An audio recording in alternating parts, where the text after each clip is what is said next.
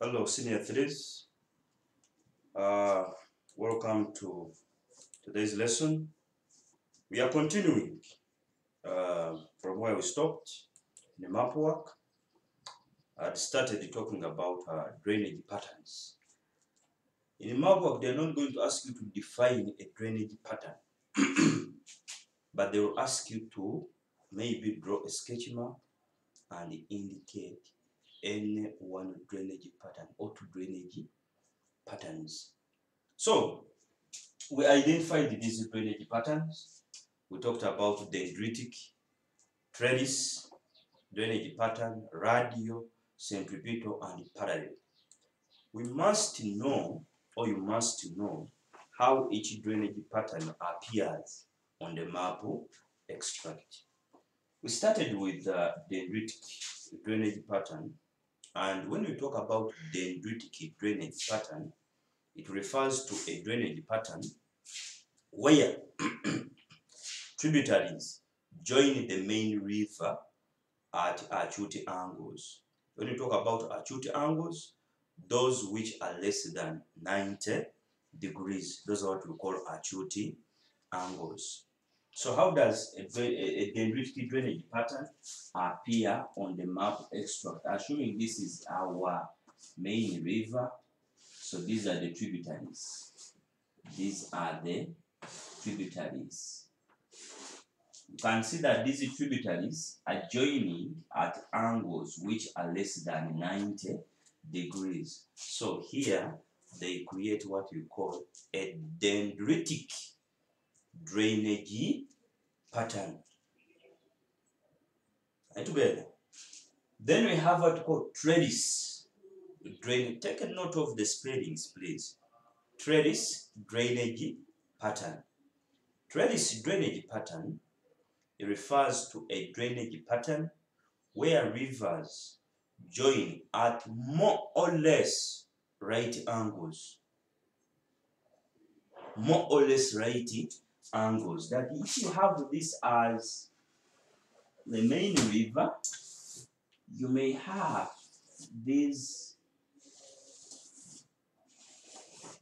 You can see that here rivers are joining at angles which are more or less 90 degrees. In that case, they form what we call a trellis drainage pattern. They form what we call a trellis drainage pattern. It is that drainage pattern where rivers join at more or less right angles. That the angle at which rivers join is more or less a right angle. It may not necessarily be 90 exactly. It may, for example, be 88 or 87, or it may be 92. That is why we have used the word more or less. It may be less than 90 or slightly more than 90. So this is what we call trellis drainage pattern. Then 3, we have what we call radial drainage pattern. This one is found in mountainous areas. It is a drainage pattern where the rivers originate from the top of the mountain and then move to different directions. We have rivers that flow, for example, from mountain range. Rivers like Nyamwamba, rivers like Mobuku, Sebwe, all those rivers flow from mountain range. So with the radial drainage pattern, rivers originate from a common point, which is a mountain, and then flow to different directions. So with radial, you may have something that appears like a highland, like this. Then you have rivers. This is a radial drainage pattern. This is a highland, or a hill, or a mountain. Then these are rivers that are flowing. Of course, these rivers cannot be climbing, flowing towards the mountain. A river cannot climb a mountain, but it flows from a mountain. Rivers flow from highland areas to low-lying areas. Then we also have what we call centripetal drainage pattern. Centripetal is the opposite of radial. With the centripetal drainage pattern, this is where rivers flow from different directions but pour their water towards a common, a common point. Meaning that here the rivers come from different directions, but they pour their water towards a common point, forming what we call a centripetal drainage pattern. If I can ask you whether you know some of the rivers that pour their water into Lake Victoria. Yes, we have rivers like Katonga. It pours its water into Lake Victoria. We have rivers like Kagera. It pours its water into Lake Victoria. Then the other side of Kenya, we also have rivers like Ngaida, Nyando, that flow from western Kenya, and then they pour their water into Lake Victoria, forming what we call a centripetal drainage pattern.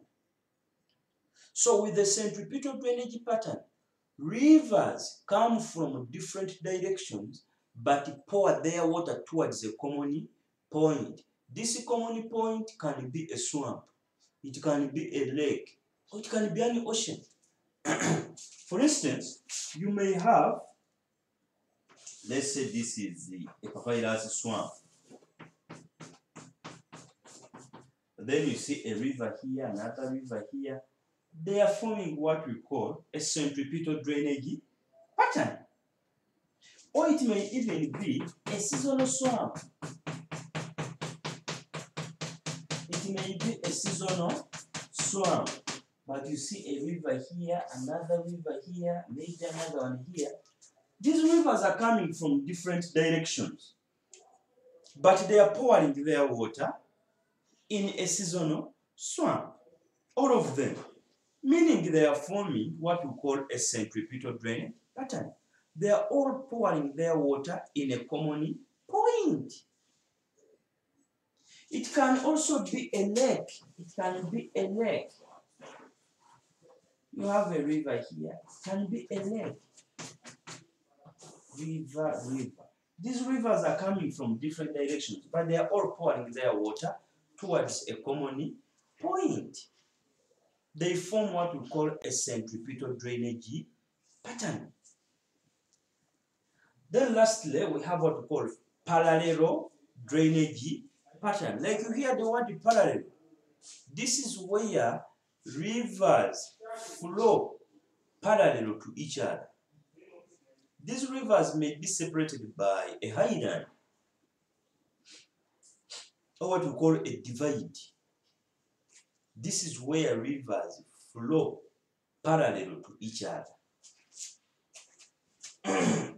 You have a river here, then another river here. Maybe here you have a highland. So this is a river which is flowing. This is also another river which is flowing.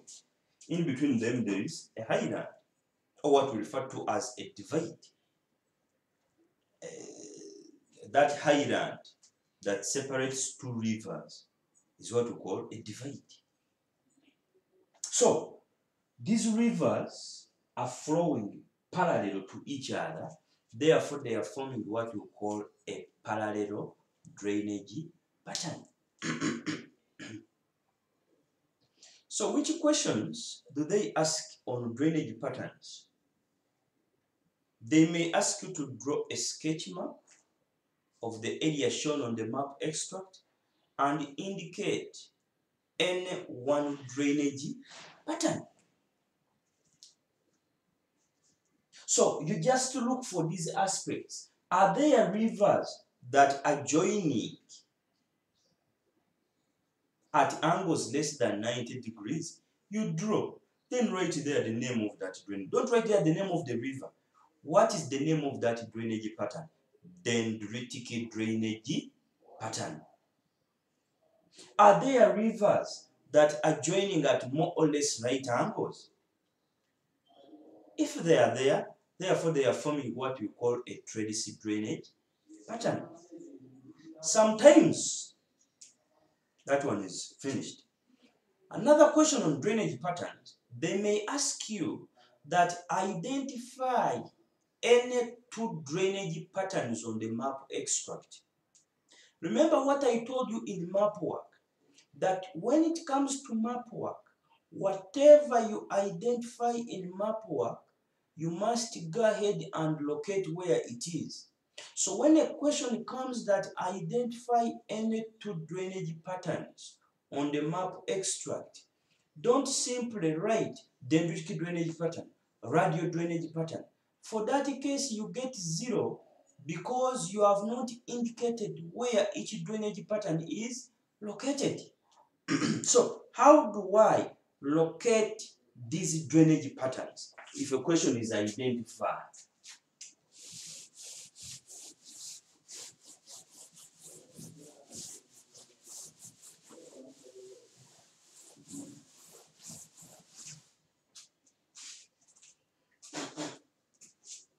Assuming this is my map extract,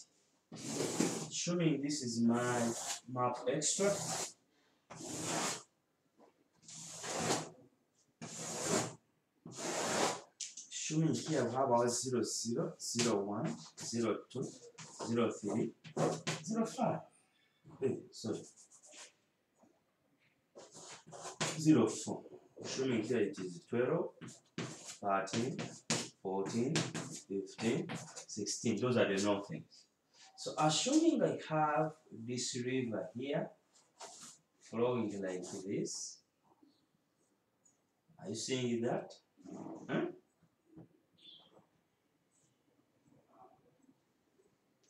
Then I have this. And the question was identify. Assuming here I have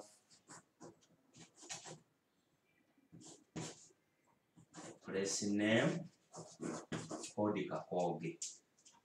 I want you to look at this drainage pattern. Look at this river. How does it join here? It is joining at more or less a right angle. Look at this place here. It is joining at more or less a right angle, so it is forming a trellis. This one is joining at an acute angle, less than 90, so it is forming the dendritic. So if the question is, identify any two drainage patterns on the map extract, this is what I will do. I will say trellis drainage pattern. When I leave it like this, I get 0, or you get 0. Where is it located? I can say at Kakoge. Full stop. Then another drainage pattern I will say dendritic drainage pattern. Of course, in an exam, don't use short forms. Okay? Dendritic drainage pattern. Where is it located? Dendritic is in this box.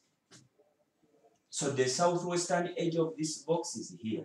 I can use the grid square. So I have 0, 3, 15. Dendritic drainage pattern in grid square 0, 3, 15. That is how we answer that question on drainage patterns. They will ask you either to draw a sketch map and indicate any one drainage pattern or two drainage patterns. Of course, if you have told you to draw a sketch map and indicate any one drainage pattern, this is my sketch map. I have indicated like this. So when I'm naming here, I'll write there dendritic drainage pattern. Here, I'm going to write there trellis drainage pattern. Then we have also said if they ask you that identify any one drainage pattern on the map extract. Identify a drainage pattern and where it is located. identify a drainage pattern and where it is located. If you don't show where it is located, then you get 0. Don't confuse drainage patterns with settlement patterns. They are different. So those are drainage patterns.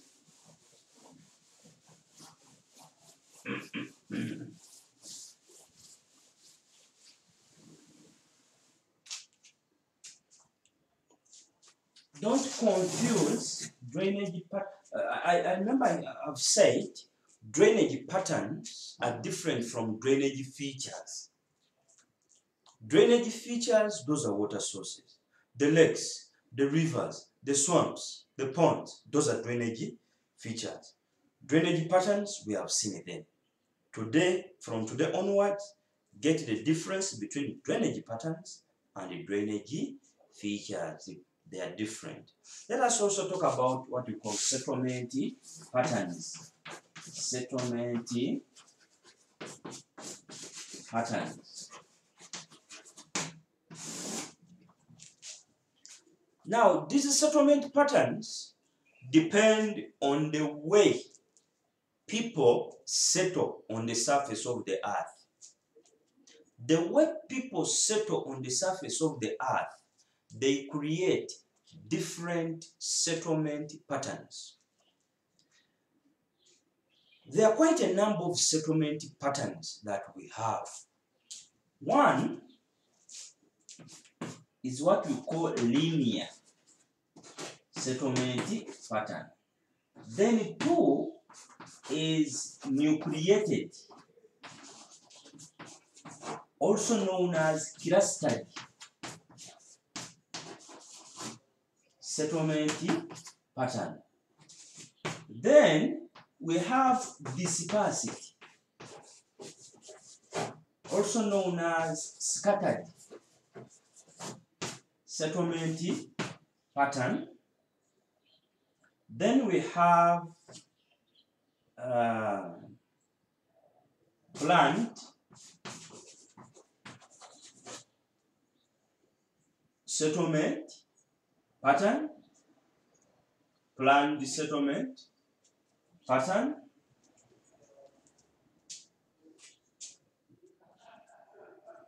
Now, linear comes from the word line. This is where settlements are in a line along communication lines.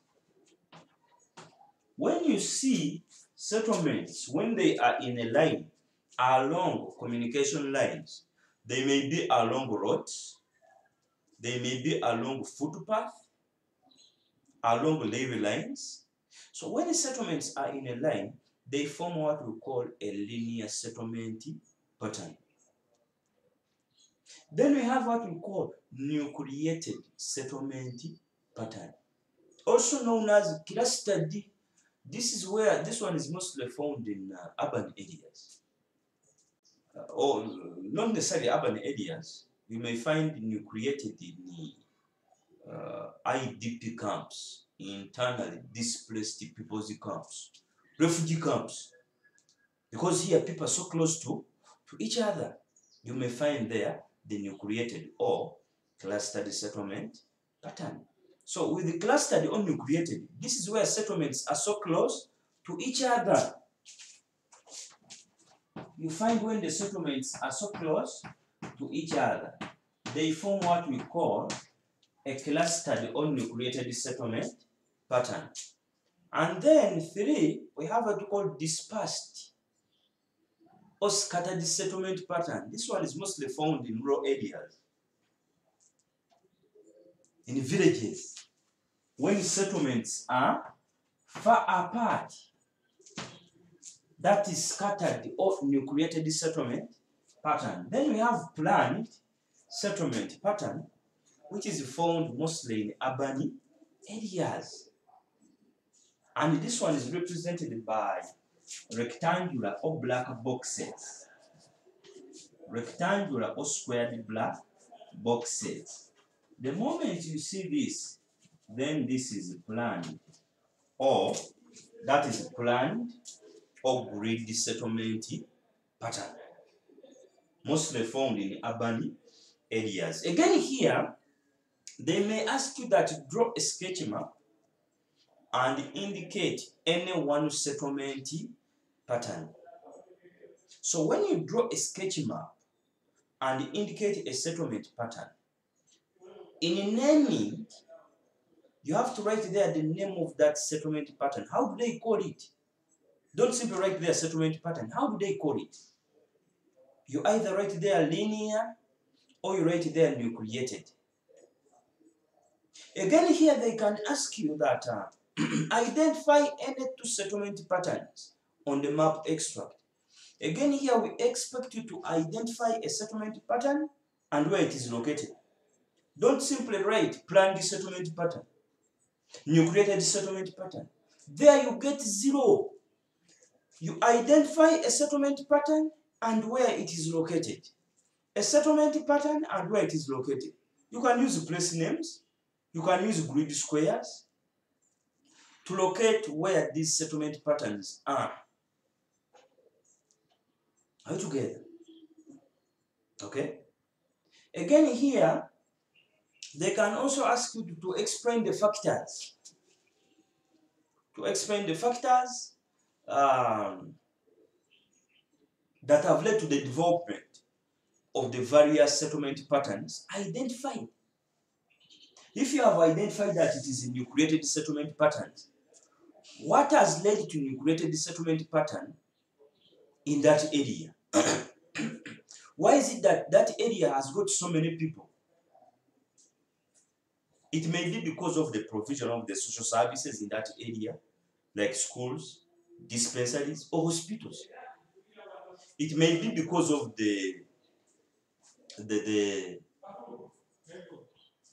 improved transport network in that area in terms of roads. It may be because of the area being gently sloping, therefore allowing easy construction of settlements or houses, and so on and so forth. So, settlement patterns, again here you must know the different settlement patterns and how each settlement pattern appears on the map extract. Are you together?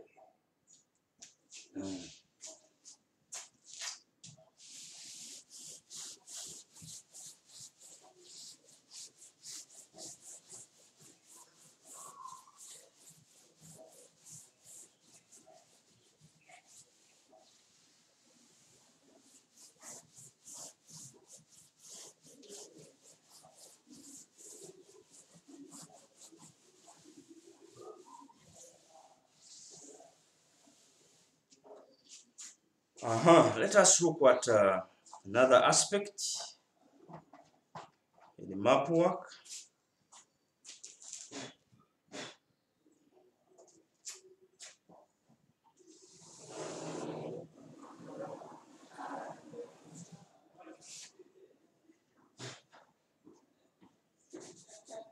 We have what we call area in the map work. And area, we normally use area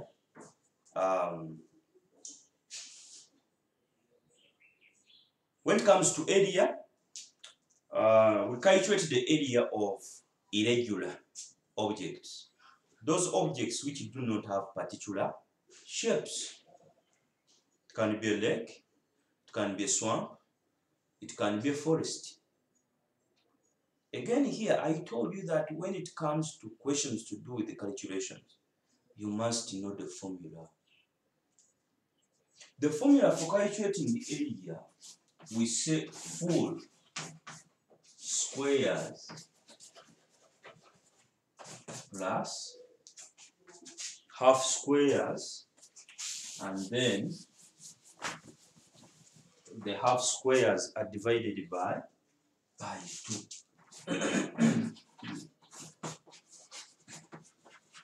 The half squares are divided by 2. Don't divide everything by 2. It is only the half squares we divide by 2.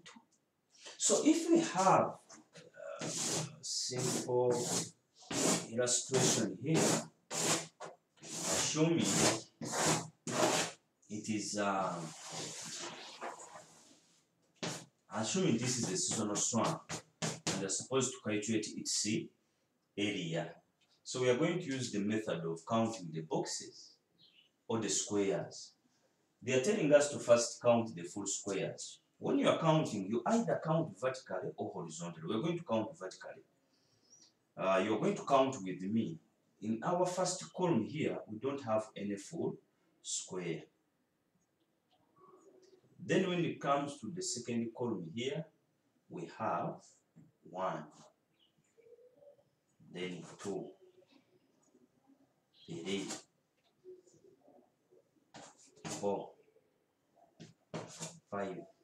This one is not a full square. Part of it has been removed here. So our full squares are 5. So we shall say 5, then plus.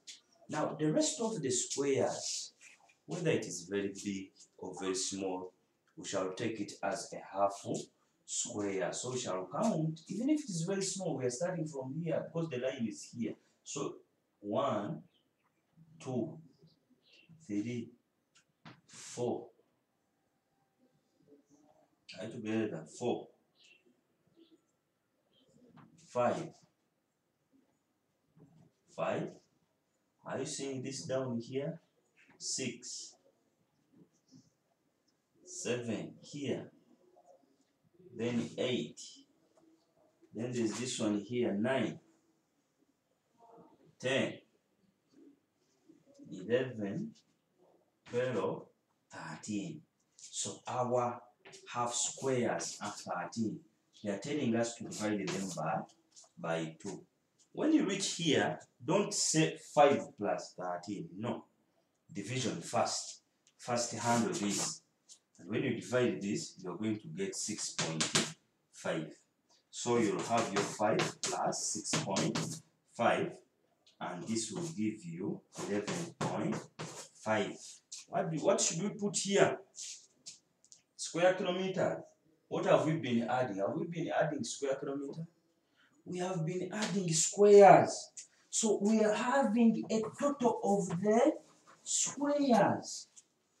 When you reach here, then you say, but 1 square equals 1 kilometer squared. What about 11.5 squares? They will be equal to 11.5 times 1 kilometer squared. And this will give you 11.5 kilometers squared. That will be your area. We expect you to follow all these steps, because a question on area may carry either 2 or 3 marks. So there is a mark for the formula, there is a mark for the formula, there is a mark for the answer, in case it is carrying 2 marks. Now what I want you to do, draw vertical and horizontal lines. Get a paper, draw their vertical and horizontal lines. Put in a shape of your own choice and then calculate its area following all these steps.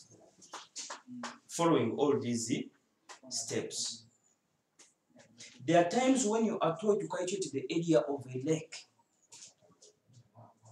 Meaning that when you are calculating the area of a lake, we only follow where there is blue, because we know that a lake is represented, the water is represented by blue.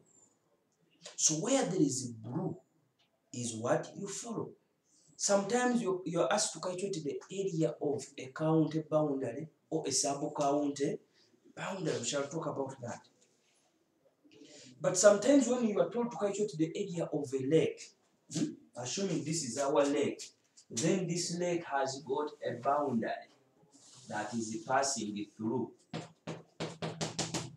At times, some of you get confused with this boundary. When it is passing through a box, You tend to think that that box is not a full box. This boundary is not like a wall. No. So, this one is just a boundary. When you're calculating the area of a lake, just ignore that and consider that as a full box. It can be of a forest. If you're calculating the area of a forest, assuming the forest is like this, these small parts that have been detached from the forest, don't consider them. You only consider this one. Don't consider these small ones which have been detached from the main forest. So we are going to end our lesson from here, but we have looked at the drainage patterns, we have looked at the settlement patterns, we have looked at the area. I remember I told you that map work needs practice. When you don't practice, you forget these aspects. Thank you so much. We meet next time.